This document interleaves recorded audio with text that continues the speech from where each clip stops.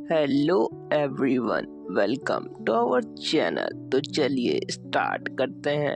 Episode के starting में कोई कह रहा होता है, अब समय आ चुका है जब से डिमोनिक सेक्ट ने हमारे क्लैन को डिस्ट्रॉय किया है। तब से जीने का सिर्फ एक ही कारण है, हमारा रिवेंज। इसी के साथ हमें एक लड़का दिखाया जाता है जो ये सब बोल रहा होता है।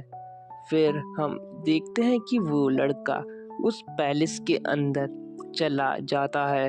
आगे हम एक गार्ड को देखते हैं जिसको अचानक से कोई मार देता है। हम देखते हैं कि यह वही लड़का होता है जिसे हमने स्टार्टिंग में देखा था। वो कहता है कि मुझे जल्दी से अपना काम पूरा करना होगा, इससे पहले मुझे कोई देख ले। अगले सीन में हम देखते हैं कि एमसी वहां से आगे चले जाता है। फिर हमें दिखाया जाता है एक कमरे के अंदर एक बूढ़ा आदमी बैठा होता है जो कह रहा होता है कि बाहर से बहुत शोर आ रहा है। इसी के साथ वह अपनी आंखें खोलता है। वो देखता है कि उसके सामने हमारा एमसी खड़ा है। एमसी कहता है कि तुम कितने बदतर इंसान हो, तुम्हारे आदमी तुम्हारे सामने ही मारे जा रहे हैं, लेकिन फिर भी तुम चुपचाप यहाँ पर बैठे हो।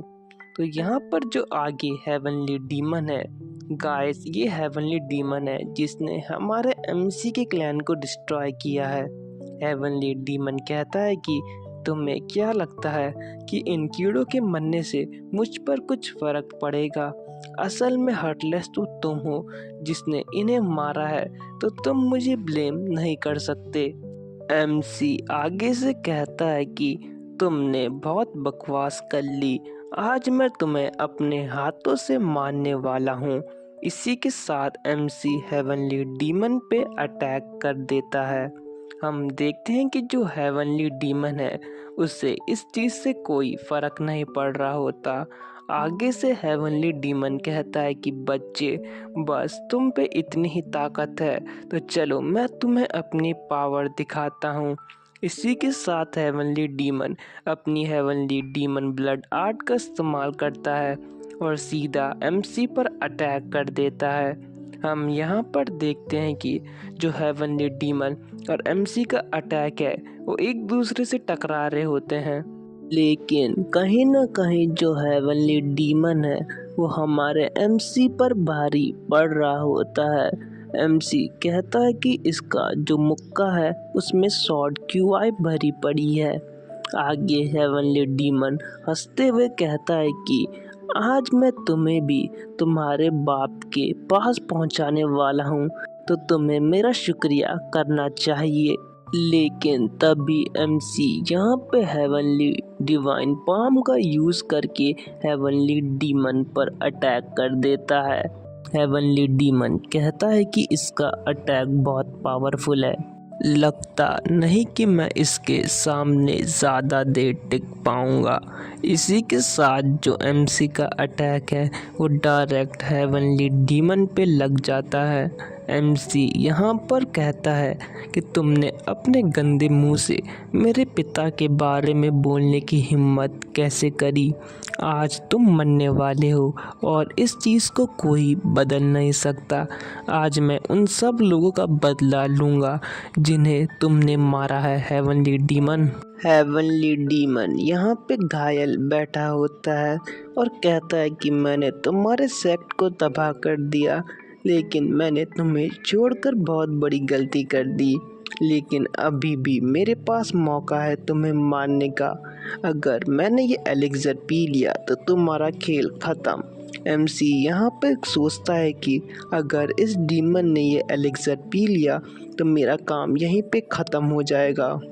एमसी जब ये सोच ही रहा होता है तभी हम देखते हैं कि हेवनली डीमन ने वो एलिक्सर कंज्यूम कर लिया होता है, जिसकी वजह से हम देखते हैं कि हेवनली डीमन के अंदर बहुत सारी पावर आना स्टार्ट हो जाती हैं और वो फिर से बहुत ज़्यादा पावरफुल हो जाता है।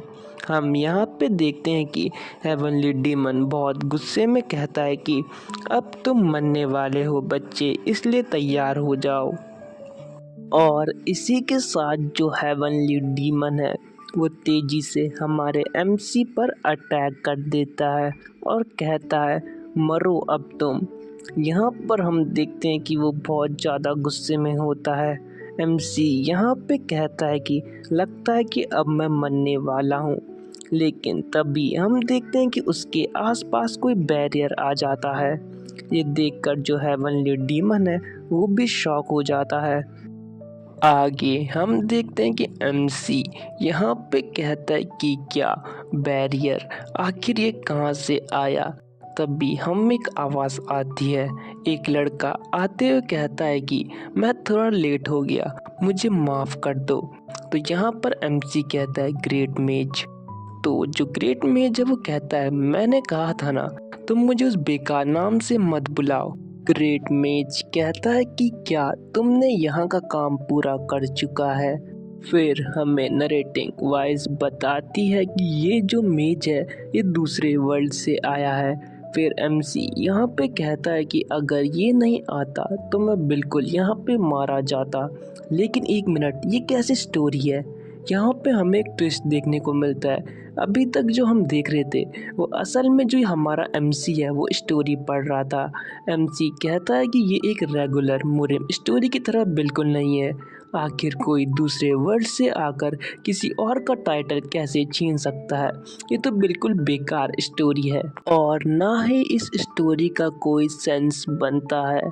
फिर यहाँ पे एमसी बताता है कि मेरा नाम जिन है और मैं 23 इयर्स का हूँ। मैं 6 मंथ्स पहले डिस्चार्ज हुआ था और अब मैं अपने कॉलेज जाने की तैयारी कर रहा हूँ। तभी जो जिन है उसके फ़ोन में एक कॉल आता है। उसका दोस्त आगे से कहता है कि चलो हम कुछ खेलते हैं। एमसी और जो जिन है वो कहता है इस बेवकूफ़ के पास और कोई नहीं है क्या खेलने के लिए, जो ये हर टाइम मुझे परेशान करता रहता है। आगे जिन बताता है कि जब मैं मिलिट्री में था तो मैंने अपना बहुत सारा टाइम बर्बाद कर चुका है। मैंने अपना कॉलेज के बहुत अच्छे दिन भी बर्बाद कर चुके हैं, लेकिन अब मैं फिर से कॉलेज जाने वाला हूँ और मेरे पास थोड़े पैसे भी हैं जिससे मैं कुछ काम भी कर सकता हूँ। काश मुझे एक पार्ट टाइम जॉब भी मिल जाती।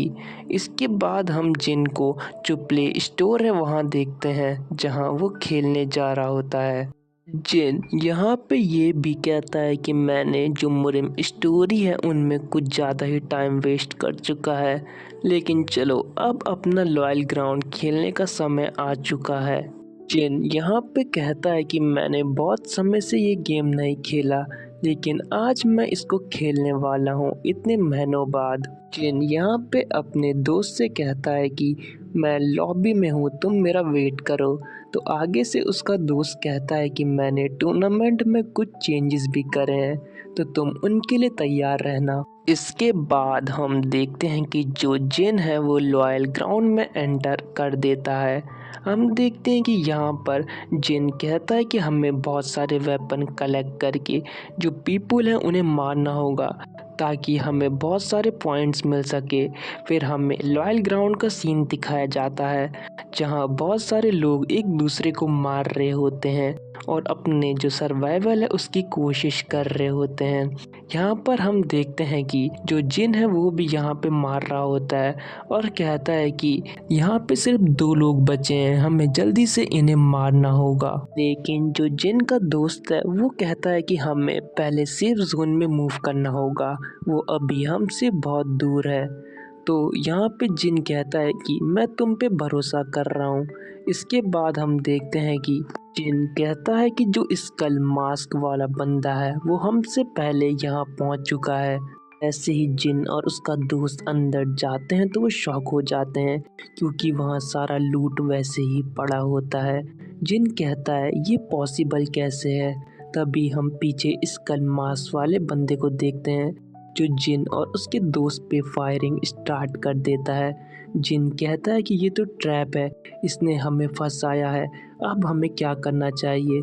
फिर हम देखते हैं कि जो जिन और उसका दोस्त है वो वहाँ से भागने की कोशिश करते हैं, लेकिन जो जिन का दोस्त है वो इंजर्ड हो जाता है। लेकिन बाद में जो जिन है वो आखिरकार उस बंदे को भी मार ही देता है और इसी के साथ जिन ये राउंड जीत जाता है। फिर जिन कहता है कि आखिरकार मैंने इस गेम को जीत ही लिया और जिन का दोस्त भी उसे थैंक्स कह रहा होता है। फिर यहाँ पे जिन के लिए एक ऑफर आता है कि तुम अपना लक ट्राई कर सकते हो और जिन कहता है क्या मुझे करना चाहिए। फिर जिन सोचता है कि अभी मुझे ये फालतू के काम नहीं करने चाहिए, अभी मुझे सिर्फ अपनी पढ़ाई पर ध्यान देना चाहिए। और इसी के साथ ये एपिसोड एंड हो जाता है। Thanks for watching.